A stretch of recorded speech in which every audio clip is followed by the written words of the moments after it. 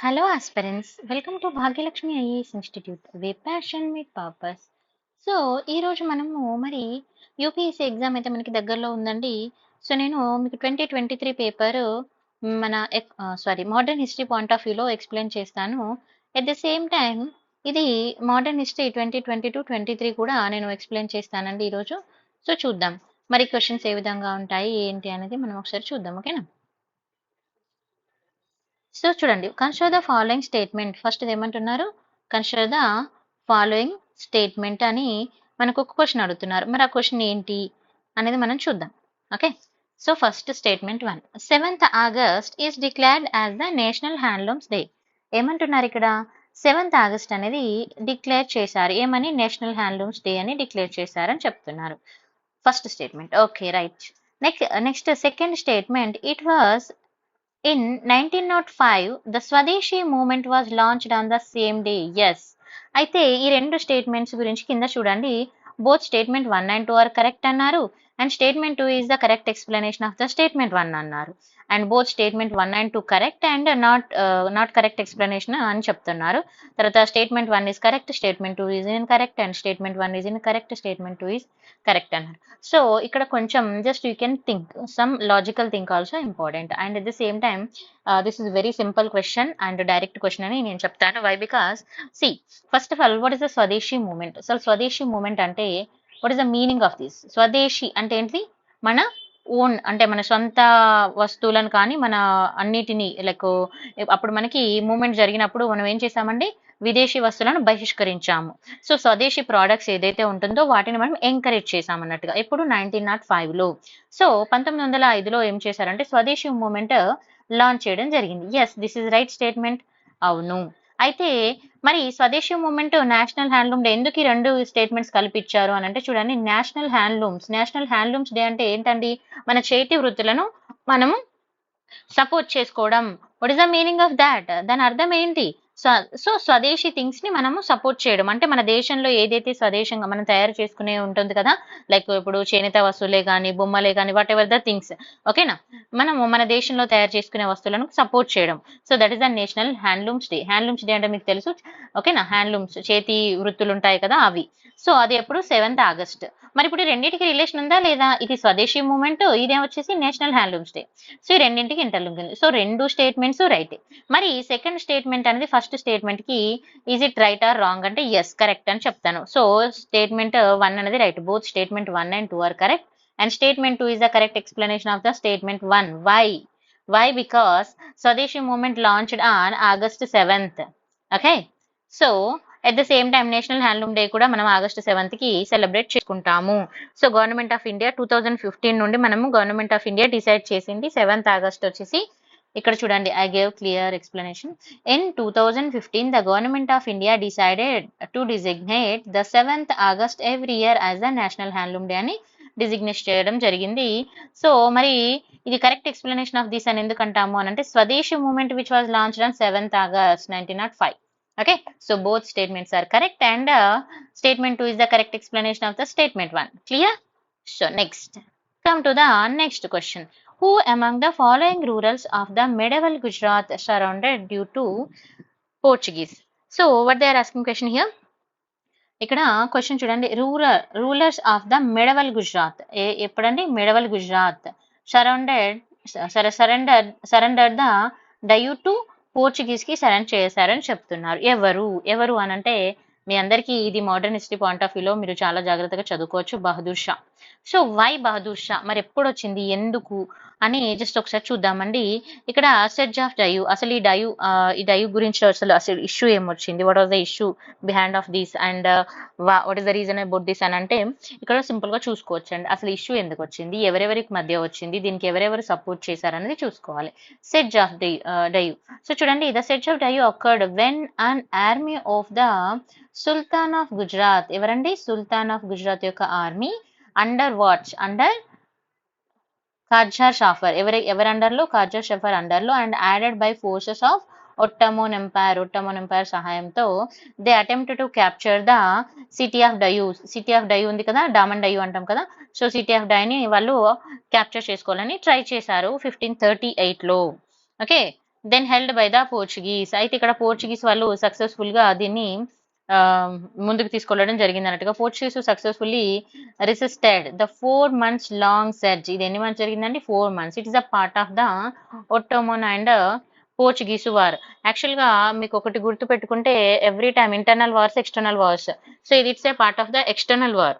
So మనకి ఇక్కడ internal గా వేరే వార్ జరుగుతూ ఉంటుంది అండ్ ఎక్స్టర్నల్ గా వన్ మోర్ వార్ జరుగుతూ ఉంటుంది. So it's a part of the Ottoman and Portuguese war అని చెప్పొచ్చు. మరి what was the background of this అని అంటే చూడండి 1509 ద మేజర్ బ్యాటిల్ వచ్చేసి మేజర్ బ్యాటిల్ ఆఫ్ డయూ అని అంటాము.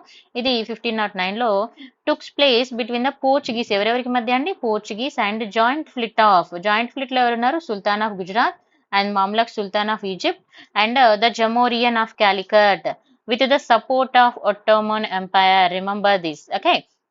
సో ఇది ఒక జాయింట్ ఫ్లీట్ అన్నట్టుగా. సో వీళ్ళు అక్కడ ఈ రెండు మధ్యకి ఈ టూ మతలబ్ సారీ సో ఇలా టూ పార్ట్స్ గా డివైడ్ అయ్యి వీళ్ళు వార్ అయితే చేయడం జరిగింది. సో ఎప్పటి నుంచి మరి అయితే 1509 లో స్టార్ట్ అయింది. సిన్స్ 1517 టైం తీసుకున్నప్పుడు Ottoman had attempted to combine the forces with the Gujarat in order to fight the Portuguese away from the Red Sea and the area of the India. Okay. And pro Ottoman forces తీసుకున్నప్పుడు captain హొకా, అప్పుడు ఎవరు ఉన్నారండి? Captain హొకా ఉన్నారు. Installed by సెల్మన్ rice ని మన Diu place లో పెట్టడం జరిగింది. ఆ తర్వాత వాళ్ళిద్దరూ ఫైట్ చేసుకోవడము. తర్వాత మరి ఇక్కడ ఎవరు విన్ అయ్యారు అనేది కూడా మనం చూసుకోవాలి. సో ఈ టైంలో ఇక్కడ మెయిన్ గా ఉన్న పర్సనాలిటీ ఎవరు అనేది మనం తీసుకుంటే బహదూర్ షా ఉన్నారు అన్నట్టుగా. ఓకేనా. సో చూడండి ఇదంతా అదే స్టోరీ ఉంటుంది. Soon after however the Sultan of Gujarat the Bahadur Shah who was under the threat from the Mughal Emperor Humayun. అయితే ఆ టైంలో వీళ్ళకి ఎవరి దగ్గర నుంచి థ్రెట్ ఉందండి? హ్యుమాయూన్ దగ్గర నుంచి. ఎందుకనంటే దే హ్యావ్ అన్ అగ్రిమెంట్, వాళ్ళ దగ్గర ఒక అగ్రిమెంట్ ఉంది. Made an agreement with the Portuguese, granted them Diu and exchange of the Portuguese assistance against the Mughal. So ఇలా వాళ్ళకి ఒక అగ్రిమెంట్ పెట్టుకుంటారు. సో దానివల్ల థ్రెట్ ఉంటుందని వీళ్ళు హెల్ప్ తీసుకోవడం జరుగుతుంది. తర్వాత Portuguese seized the stronghold of the Gogala. ఇది వచ్చేసి నియర్ సిటీ ఆఫ్ మన డయూ ఫోర్ట్కి దగ్గరలో ఉంటుంది. దానివల్ల సీజ్ చేయడం జరుగుతుంది. ఆ తర్వాత మళ్ళీ థ్రెట్ అంతా అయిపోయిన తర్వాత ద థ్రెట్ అనేది రిమూవ్ అవుతుంది. రిమూవ్ అయిన తర్వాత మళ్ళీ బహదూర్ షా వాళ్ళతో నెగోషియేట్ చేయడం జరుగుతుంది. సో ఈ విధంగా మనకి డయూ అనేది ఇంపార్టెంట్ అని మనం చూసుకోవచ్చు. యాక్చువల్గా ఈ స్టోరీ అంతా కొంచెం ఎట్లా అనంటే డెప్త్ గా అడిగారు. క్వశ్చన్ వచ్చేసి మనకి ఏంటంటే ఇప్పుడు జనరల్ గా ఇప్పుడు ఈ క్వశ్చన్ చూడండి వెరీ సింపుల్ గా ఉంది. ఈ క్వశ్చన్ వచ్చేసి కొంచెం ఏంటంటే ఈ పాయింట్ ఆఫ్ వ్యూలో చదవడం మనం చాలా తక్కువ మంది ఈ పాయింట్ ఆఫ్ వ్యూలో థింక్ చేసి చదువుతారు కదా. సో క్వశ్చన్ యాక్చువల్ గా ఈజీనే, బట్ ఏంటంటే మనం దాన్ని అర్థం చేసుకునే విధానాన్ని బట్టి ఉంటుంది. ఓకేనా. సో ఆ టైంలో ఎవరెవరు ఉన్నారు అనేది కూడా మనం చూసుకోవాలి. So the theme of the question ఏంటంటే మిడివల్ టైంలో గుజరాత్ సుల్తానేట్ గురించి అడిగారు అని అంటే ఇక్కడ గుజరాత్ సుల్తానేట్ మళ్ళీ అంటే ఒక వార్ జరుగుతున్నప్పుడు మెయిన్ ఇంపార్టెంట్ పర్సనాలిటీస్ ని కూడా మనం చూసుకోవాలి. ఓకేనా. సో నెక్స్ట్ క్వశ్చన్ వచ్చేసి మరి ఇంకా మీకు బహదూర్ షా గురించి ఇక్కడ మళ్ళీ క్లియర్ గా ఇవ్వడం జరిగింది. ఇఫ్ ఎనీవన్ ఇంట్రెస్టెడ్ చదువుకోవచ్చు. తర్వాత సుల్తాన్ ఆఫ్ గుజరాత్ సుల్తానేట్ గురించి కూడా క్లియర్ గా ఇచ్చానండి. సో నెక్స్ట్ ఇంపార్టెంట్ తీసుకుంటే by which one of the following act was the Governor General of Bengal designated as the Governor General of India? Very simple question అండి. ఇదైతే important and very simple. చాలా మంది తెలిసి కూడా తప్పు చేస్తారు. అయితే ఇక్కడ చూడండి ఏమంటున్నారు? Governor general of Bengal designated as the governor general of ఇండియాగా డిజిగ్నేట్ చేసిన యాక్ట్ ఏదని అంటున్నారు. సో మనకు ఆన్సర్ అయితే తెలుసు 1833. ఓకేనా. సో మరి ఇప్పుడు regulating act, Pitt's India act అన్నారు, charter act. So regulating acts, Pitt's India act అంటే మరి వాటికి కూడా ఇంకా పిట్స్ ఇండియా యాక్ట్ ఎప్పుడు వచ్చింది, రెగ్యులేటింగ్ యాక్ట్ ఎప్పుడు వచ్చింది, అవి కూడా ఉంటది కదా. సో మీరు ఈ రెండింటిని ఈజీగా ఎలిమినేట్ చేసుకోవచ్చు కదా. ఇక్కడ ఎక్కువ థింక్ చేసి టైం వేస్ట్ చేసుకోవాల్సిన అవసరం లేదు. ఈ రెండింటిని ఎలిమినేట్ చేసేసుకోవచ్చు. తర్వాత చార్టర్ యాక్ట్ ఆఫ్ 1793 అనేది అంత పెద్ద ఫేమస్ కాదు. సో దీన్ని కూడా మీరు ఎలిమినేట్ చేసేసుకోవచ్చు. సో డైరెక్ట్ ఆన్సర్ మీరు వెళ్ళిపోవచ్చు ఇక్కడ. ఓకే. సో సింపుల్ గా ఆలోచించిన ఆన్సర్ చేయొచ్చు. సో ఒకసారి మనం డీటెయిల్ గా చూద్దాము. 1833 తీసుకుంటే మరి ఇది charter was renowned with the aim of the upowning its trade entirely and permitting the European to settle freely in India. ఇక్కడ ఏం చేశారండి? బ్రిటిష్ వాళ్ళు ఇక్కడ ఇండియాలో పర్మిషన్ అనేది రావడం జరిగింది. మంచిగా ఫ్రీగా సెటిల్ అయిపోవచ్చు, ఎలాంటి ట్యాక్స్ కానీ అలాంటిది లేకుండా అని చెప్పడం జరిగింది. ఈ యాక్ట్ యొక్క మెయిన్ ఆబ్జెక్టివ్. అయితే మరి యాక్ట్ యొక్క కీ ప్రొవిజన్స్ తీసుకుంటే ఆఫీస్ ఆఫ్ గవర్నర్ జనరల్, ఓకేనా, ఆఫీస్ ఆఫ్ గవర్నర్ జనరల్ అయితే ఏం చేశారు, governor general of Bengal was made the governor general of India. This is the very important point, మన క్వశ్చన్ డైరెక్ట్ ఇదే అడిగారు, ఓకేనా. And which led by the centralisation administration, which administration, centralization administration, and the governor general of Bengal was elevated the position of the governor general of India with the exclusive legislative powers. This point also important, remember this. And the Mumbai and Madras presidencies drained their legislative powers, వాళ్ళ legislative powers వాళ్ళు కోల్పోవడము, తర్వాత military and civil powers అనేవి ఎవరికి ఇచ్చారండి, India's governor general కి ఇవ్వడం జరిగింది. And for the first time the government of India was established, first time ఇండియాలో గవర్నమెంట్ ఆఫ్ ఇండియాని ఎస్టాబ్లిష్ చేయడం జరిగింది. With the authority over the entire territory position by the British India, అంటే British వాళ్ళు occupy చేసుకున్న ఏదైతే టెరిటరీ ఉందో ఆ కంప్లీట్ టెరిటరీకి అని చెప్తున్నారు. And first governor general of India ఎవరు అని అంటే lord William Bentinck, remember this name also. Next the powers of governor general council, మరి ఇతని కింద గవర్నర్ జనరల్ కౌన్సిల్స్ కూడా ఏర్పాటు చేయడం జరిగింది కదా. మరి అంతకుముందు గవర్నర్ జనరల్ కౌన్సిల్స్ ఉన్నారు కదా, వాళ్ళ పవర్స్ ఏ విధంగా ఉంది చూద్దాం. Governor general in the council could repeal, ఏం చేశారంటే రీపెల్ చేశారు, and amend alter any laws and regulations enforced in the British India. The decision of the Governor General will prevail the time of the dispute any matter of Governor General Council and he can reject and majority decision. So ఇక్కడ ఏం చేశారు, general గా మనకి తెలుసు governor, ఇప్పుడు మనకి council of ministers ఉంటారు కదా, వాళ్ళు తీసుకున్న డెసిషన్ ని ఎవరు యాక్సెప్ట్ చేయాల్సి ఉంటుంది, ఇక్కడ మనకి గవర్నర్ అయితే యాక్సెప్ట్ చేయాల్సి ఉంటుంది కదా. ఇప్పుడు మనకి ప్రైమ్ మినిస్టర్ కానీ గవర్నర్ కానీ మనకి యాక్సెప్ట్ చేయాల్సి ఉంటుంది, అంటే వాళ్ళ అధికారాలు వాళ్ళకి సపరేట్ గా ఉంటాయి, బట్ స్టిల్ ఏమవుతుంది, వాళ్ళ తీసుకున్న డెసిషన్ అయితే వీళ్ళు సమర్థించాల్సి ఉంటుంది. బట్ ఇక్కడ ఏం చేస్తారంటే తను కావాలంటే తను రిజెక్ట్ చేయొచ్చు. ఇది ఇంతకు ముందు పీవైక్యూలో మనకి ఉంటుందండి, ఏ ఇయర్ పీవైక్యూ అనేది నాకు గుర్తులేదు, సేమ్ ఇదే క్వశ్చన్ ఇదే టాపిక్ మీద ఉంటుంది, ఓకే. తర్వాత civil, military and revenue matters తీసుకున్నప్పుడు ఎవరు కంట్రోల్ చేస్తారు, control by the governor general in consultation with the council, okay. And next important చూడండి, abolition of the commercial privileges of the East India Company. మరి East India Company యొక్క commercial privileges ని వీళ్ళు abolish చేయడం act ద్వారా. అంటే దీని అర్థం ఏమొస్తుందంటే this means the company could no longer enjoy its monopoly of China trade, remember this, and trade of tea, okay, which it is enjoyed with the Charter Act of 1830. మరి charter act of 1830 ఏముందో గుర్తుంది ఎవరికైనా? So charter act of 1813 లో వచ్చేసి మనకి వాళ్ళు first of all అన్ని powers ని, అన్ని ట్రేడ్ అన్నిటిని కూడా ఎవరైనా చేసుకోవచ్చు అని చెప్తారు, కానీ మోనోపోల్ అథారిటీ మాత్రం దేనికి ఇస్తారు, రెండు ఉంటుంది. ఒకటి వచ్చేసి చైనా ట్రేడ్ తో ఉంటుంది, ఇంకోటి వచ్చేసి ట్రేడ్ ఆఫ్ టీ ఉంటుంది. అది ఎప్పుడు 1813 లో, కానీ 1833కి వచ్చేసరికి ఏం చేశారు, రెండు కూడా ఇక్కడ వాటిన్నిటిని కూడా తీసివేయడం జరుగుతుంది అన్నట్టుగా. సో ఇప్పుడు ఎవరైనా బిజినెస్ చేయొచ్చు అన్నట్టుగా ఒకటి పాస్ చేసేసారు వీళ్ళు, okay.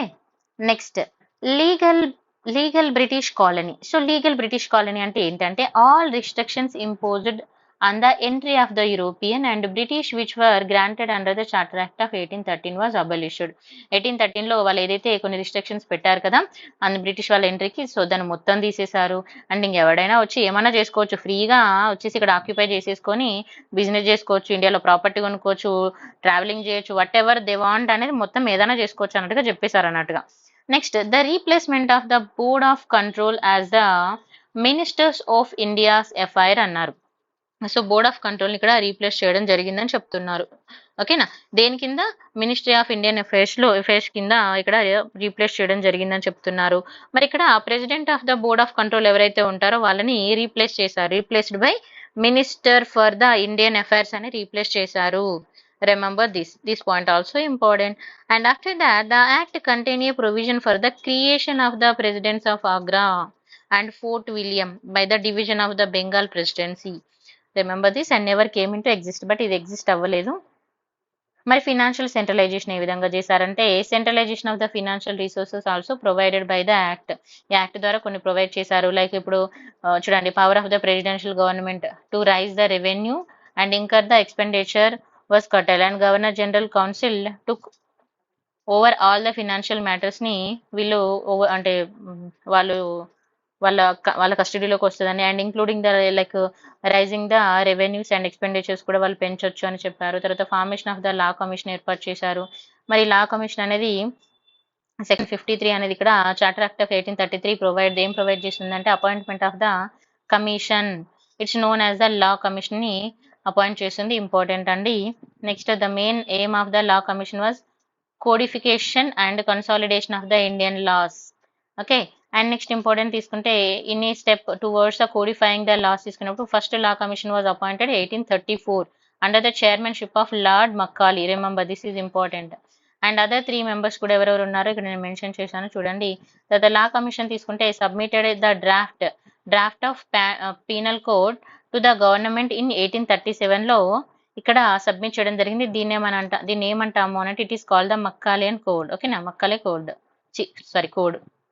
And after that attempt to open the civil services on the basis of the system of the merit. ఇంకేం చేశారండి, ఇది వెరీ వెరీ ఇంపార్టెంట్, పీవైక్యూలో కూడా అడిగారు. అండ్ ఈ పాయింట్ కూడా పీవైక్యూ రిలేటెడ్ గానే ఉంటుంది మీకు.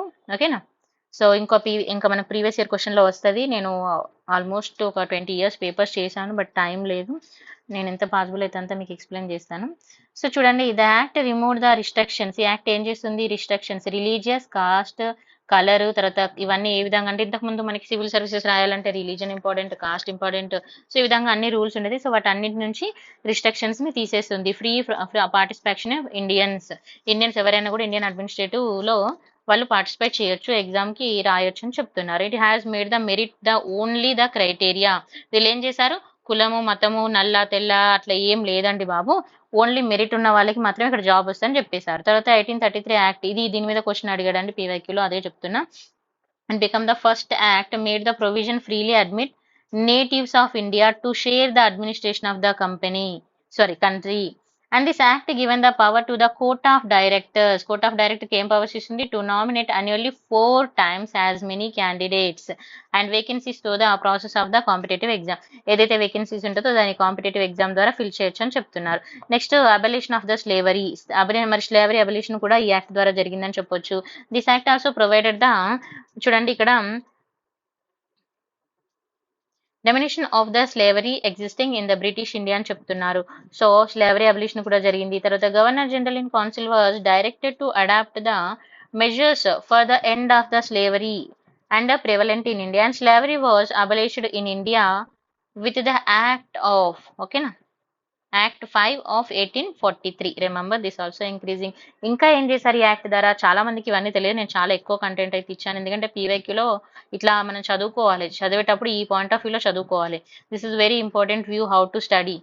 Most of the student just they referred some books and they reading and otherwise they reading summaries.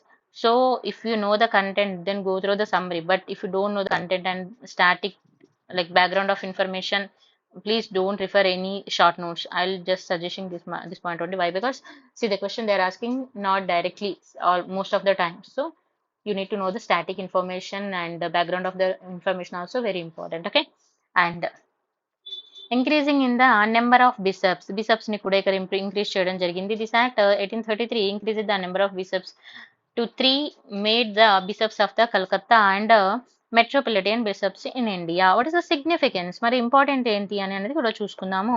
1833ని ఇంకా చదువుతున్నాము మనము. సో 1833 తీసుకుంటే this act paved way for the unification of British India. ఏం చేసిందండి, బ్రిటిష్ ఇండియాని యూనిఫై చేసింది. And establish the strong central government అనేది కంట్రీలో ఎస్టాబ్లిష్ చేసింది. Remember this. And promotion of the governor general of Bengal as the governor general of India promote చేసింది. And legislative functions of the governor general ని separate చేయడం జరిగింది. Next మరి what was the defunct తీసుకున్నప్పుడు ఏమున్నాయి అంటే ఓవర్ సెంట్రలైజేషన్ అనేది burden గా మారడం ఒకటి ఇక్కడ మెయిన్ డిఫాక్ట్ అని చెప్పొచ్చు. తర్వాత వాళ్ళందరికీ చాలా మందికి ఇట్లా ఫ్రీడమ్ ఇచ్చేసి ఎవరైనా వచ్చి చేరొచ్చు అని అలా చెప్పడము. తర్వాత పబ్లిక్ ఇంపార్టెన్స్ అనేది తగ్గిపోవడము. అట్లా మనకి ఇంకా కొన్ని డిఫాక్ట్స్ కూడా ఉన్నాయి ఇందులో. ఓకేనా, so the central government was established Calcutta. తర్వాత డిఫరెంట్ పొజిషన్స్ అనేవి ఏర్పడడం జరిగింది. Next regulating act of 1773. Regulating act of 1773 తీసుకున్నప్పుడు, సో ఇది వచ్చేసి మనకి ఇందులో ఇంకొక పాయింట్ అండి. ఓకేనా, sorry I will show. Yeah, ఇక్కడే మనకి చూడండి. అయితే ఇక్కడ నేను ఇప్పుడు మీకు ఒక పాయింట్ చెప్తాను చూడండి. సో వీడియో కంప్లీట్గా వింటే మీకు యూజ్ అవుతుంది. నేను చెప్పేదైతే ఇదొకటే.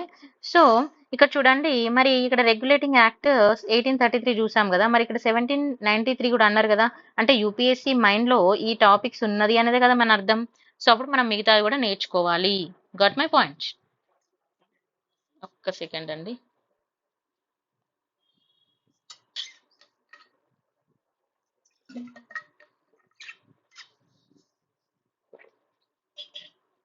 సో చూద్దాం మరి next regulating act of 1773 and pits India act of 1784 రెండు చూద్దామండి.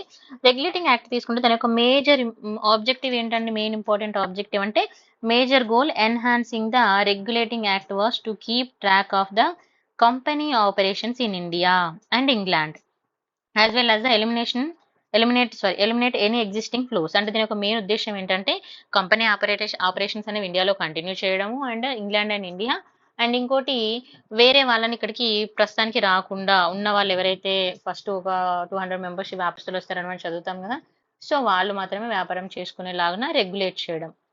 ఓకేనా? మరి ఇక్కడ చూస్తే ఇక్కడ కీ ప్రొవిజన్స్ ఏమున్నాయో చూద్దాం. సో కీ ప్రొవిజన్ తీసుకుంటే regulating act of 1773 act the main key provision చూడండి. Governor general of Bengal first ఒక పోస్ట్ అనేది వీళ్ళు క్రియేట్ చేశారు. ద గవర్నర్ ఆఫ్ బెంగాల్ నుంచి governor general of Bengal. Okay, important. Change చేశారు. ఫస్ట్ పర్సన్ ఎవరున్నారో కూడా చూసుకోవాలి. తర్వాత ఫోర్ బోర్డ్ ఆఫ్ అడ్మినిస్ట్రేషన్స్ ని ఏర్పాటు చేశారు. Remember this point also important. తర్వాత Warren Hasting was the first governor general. Remember this point also important. And only the British monarchy on the recommendation of the court of director could remove these. How to remove అంటే చూసుకోవాలి. And the 5 years terms for the board members had to be completed by the member of the board of directors. Next high court యొక్క inauguration అనేది start చేయడము. Primary and appellate జ్యూరిడాక్షన్ అనేది ఎక్కడ పెట్టుకోవచ్చు? Like supreme కోర్టులో మనం పెట్టుకోవచ్చు. ఇది ఒక point important. Next prohibition of the bribes and gift, అంటే లోకల్ వాళ్ళ నుంచి గిఫ్ట్ కానీ బ్రైబ్స్ కానీ ప్రొబిట్ చేయడము. తర్వాత టర్మ్ అండ్ మెంబర్స్ ఏదైతే ఇప్పుడు వాళ్ళ బోర్డ్ ఆఫ్ డైరెక్టర్స్ ఉంటారు కదా, బోర్డ్ ఆఫ్ డైరెక్టర్ యొక్క టర్మ్స్ 4 years తర్వాత number of members would be increased. Total number of members would be increased to 24 and 6 members having a 1 year leave of absence. ఓకేనా? Next అంటే ఎవరైనా absent అయ్యి చాలా రోజులు వర్క్ లో ఉండకపోయినా అలాని తీసేయడానికి అట్లా చాలా ఇంకా వాళ్ళు చేంజెస్ చేసుకున్నారు అన్నట్టు. తర్వాత కోర్ట్ ఆఫ్ డైరెక్టర్ ని ఏర్పాటు చేయడము. ఓకేనా? కోర్ట్ ఆఫ్ డైరెక్టర్స్, తర్వాత క్రౌన్ అథారిటీ అన్నట్టుగా ఇక్కడ. ఓకేనా? తర్వాత సివిల్ అండ్ మిలిటరీ అఫైర్స్ ఏర్పాటు చేయడము. తర్వాత పే రైజ్. ఓకే, నెక్స్ట్ మరి డిఫెక్ట్స్ ఏంటి అన్నప్పుడు ఇక్కడ పార్లమెంటరీ కంట్రోల్ అనేది ఒకటి. తర్వాత ఇన్ఎఫెక్టివ్, అది చాలా ఇన్ఎఫెక్టివ్ గా ఉండడము. తర్వాత నో వీటో పవర్స్ లేకపోవడము. నో వెల్ డిఫైన్, అంటే ప్రాపర్ గా డిఫైన్ సుప్రీం కోర్ట్ ఉంది, సుప్రీం కోర్ట్ పవర్స్ ని ప్రాపర్ గా డిఫైన్ చేయలేకపోవడము. And this act did not address the concerns of the Indian population who were paying the revenue. And this act not stop corruption. Okay, so these are the reason. Next charter act of 1973 తీసుకుంటే it extended the company exclusive provisions, exclusive privileges of trade for the 20 years. ఏం చేసిందండి ఈ act వచ్చేసి? Further 20 years కి వాళ్ళ యొక్క powers ని increase చేసింది. అంటే నెక్స్ట్ 20 years కూడా వాళ్ళే వ్యాపారం చేసుకోవచ్చు ఇక్కడ అని చెప్పింది అన్నట్టుగా. నెక్స్ట్ చూసుకుంటే నెక్స్ట్ ఇంపార్టెంట్ పాయింట్స్ ఇక్కడ ఏమున్నవి అని అంటే చూడండి. ఇన్ దిస్ వే ఇవన్నీ పాయింట్స్ ఇంపార్టెంటే, బట్ ఒకసారి చూసుకుంటే సరిపోతుంది.